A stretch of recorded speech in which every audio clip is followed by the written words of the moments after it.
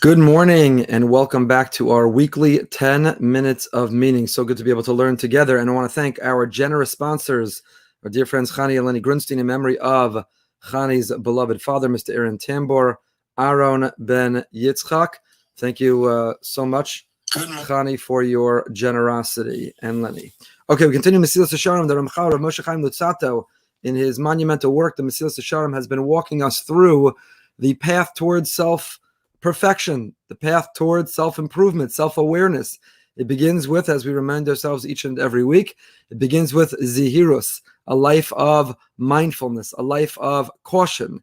It then continues with zrizus, alacrity, zeal, passion, enthusiasm, setting goals and making resolutions to achieve them. And then we have moved over to Decays, which is identifying different areas of our life that needs work and moving them from the battleground to conquered territory. We have to defend the conquered territory. We're never done with the conquered territory, but to move it over from an area where we're struggling on a daily basis to something which we are able to feel comfortable that we have to a degree conquered. And we've gone through eating and profanity and vulgarity, and we've gone through modesty, and we've gone through, lastly, we went through different forms of anger and how to conquer the anger within us. And that moves us over to the world of kinna, the world of envy, the world of jealousy. Just like envy was such a categorically bad quality. And what made envy so bad? What made envy so bad is that, what made anger so bad is that anger is a pure emotion. There's no intellect. It's raw, pure emotion. It's rage. The animal parts of the brain light up. The human, intellectual, rational, thinking, thoughtful, poor, good judgment parts of the brain shut down. And the angry person loses themselves, literally, and therefore brings about exactly the opposite of the result they want. They damage their relationships. The Ramchal tells us that the same is true when it comes to kinna. The same is true when it comes to jealousy, envy. There's a chesron yedi, it's foolishness.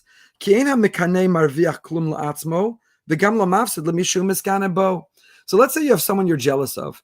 Person has a neighbor, and you're jealous of their marriage, you're jealous of the nachas of their children, you're jealous of the car in their driveway, or you're jealous of the home, or you're jealous of their job. What does that jealousy accomplish?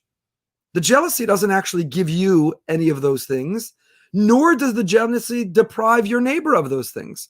So even if you look at your neighbor and you say, they're so unworthy, they don't deserve that. I'm a better person. I do better. I try better. They don't deserve it. I deserve it.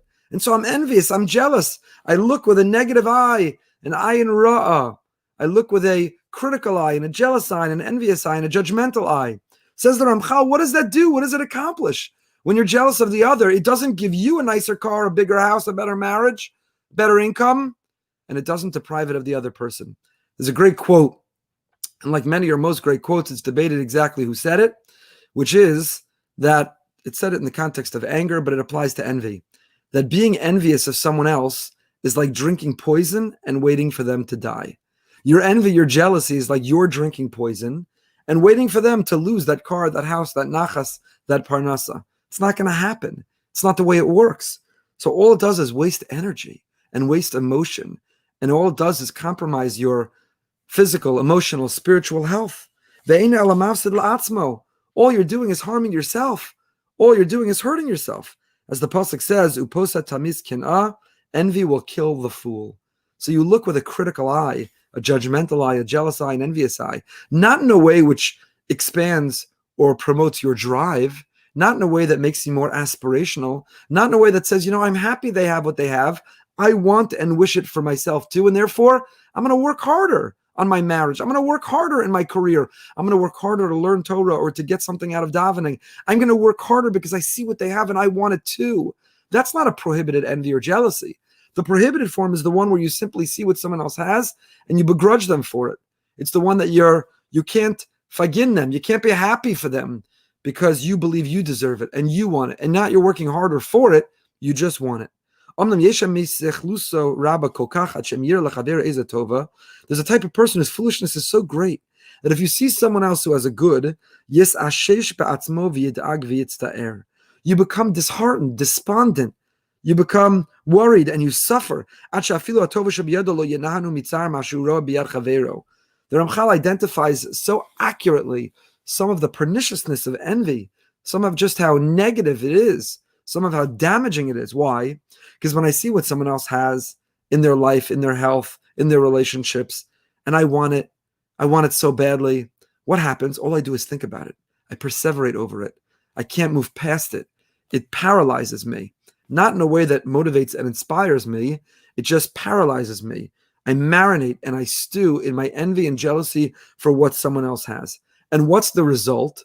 The result is not only do I not have the thing I'm envious of, and not only am I not driven to do what's necessary to go and get it and to make it happen, what happens is I compromise even the good things or the happiness that I do have. In placing my eye not on what I have, but what I don't have.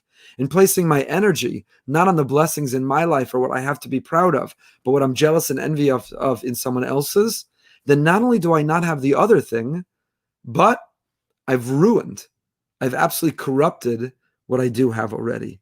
And this is what King Solomon said, Urekav atzamos kin'ah. Envy is the decay of the bones. Envy gets into your kishkas, it gets into your bones, it decays your bones. Your bones are the skeletal structure that keep you sound, that keep you upright, that keep you able to walk. And when your bones are compromised, when your bones are decayed, when your bones are hollowed or die, then the whole structure implodes. So envy is like the decay of the bones. If you can't move past the envy you have for others, then you're going to implode. Your structure, your skeletal structure can't sustain you. You're unable to be upright. You're unable to move forward. There are others who are not so anguished and not so pained. But nevertheless, it's painful.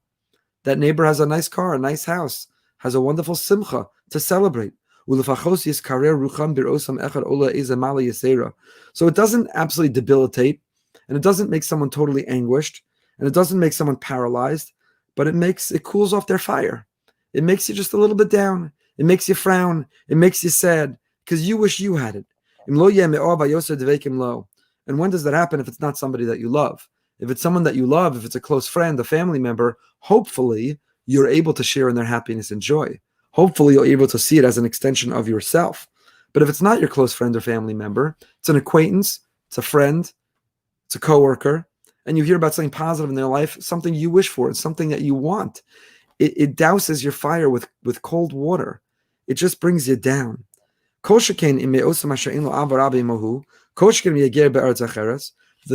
greater degree of separation, the greater degree of being a stranger, the less you're happy for the other and the more that you feel jealousy. And that jealousy not only doesn't give you the thing you're jealous of, but it compromises and ruins the blessing and the things you deserve and should be happy about. So you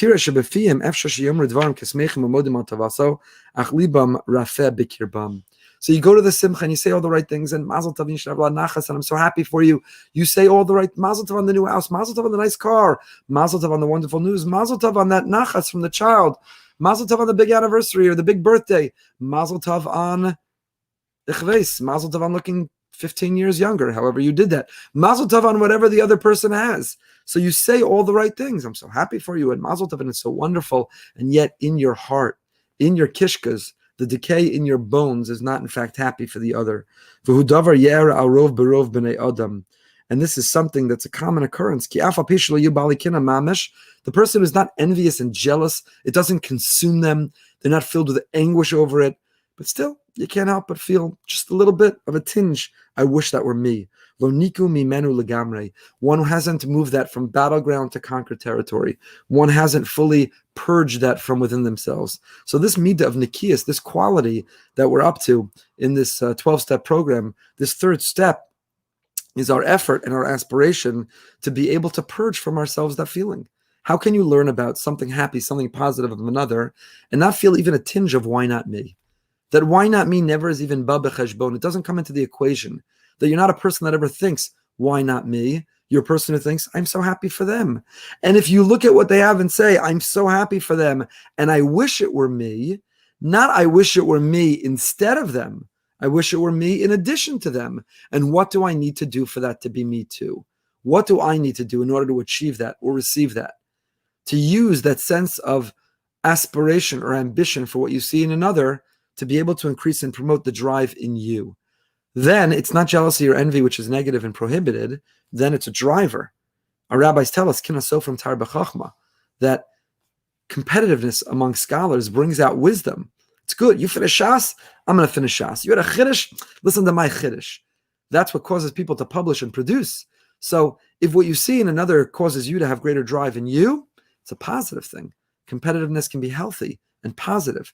But if it causes you to want what the other has instead of them, if it blocks your capacity to be happy for them, if it ruins your ability to be happy with anything that you have, then it is corrupting. It is horrifically negative. It's like drinking poison and waiting for the other person to die. And so we have to be menake. We have to purge that instinct from inside ourselves.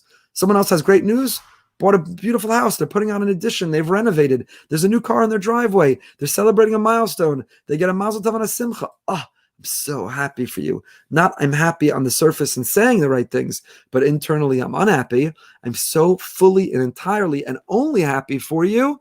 And now I'm driven to want those things for myself.